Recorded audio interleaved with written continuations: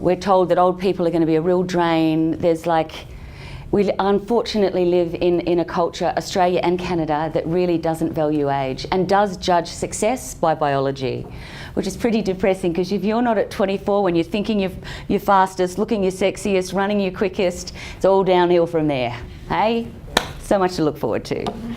But it's in there, and I think, is it deep? Yeah, but if you work with older people, you have a responsibility to think about it, because it will affect your tone of voice, the words you use, and also the freedoms you think you can and cannot allow a person. And then it gets scary.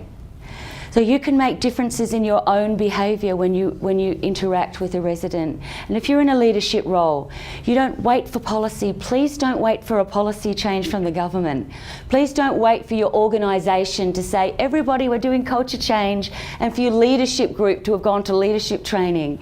You have the responsibility in your interactions. That's where the world changes. That's where it all happens, no matter what's happening at a higher level.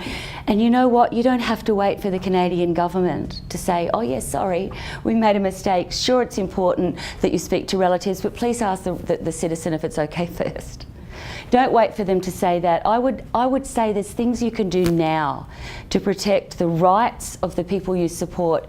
It could be as simple as saying, when someone comes to you to talk about a resident, somebody said, I just want to talk to you about mum. I'd like it to be involved in more things. You can just go, listen, sorry, I'm super uncomfortable having this conversation without your mum in the room. I tell you what, I'll meet you in her room in 5 minutes.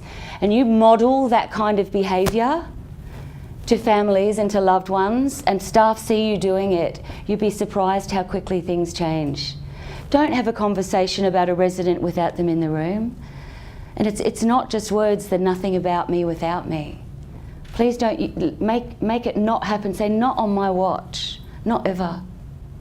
So thinking about how we think about older people, and whenever you hear the word they or them, hey, let's get them out of their room, it's good for them. As soon as you hear them or they, you can be pretty sure you're dealing with prejudice and stereotypes.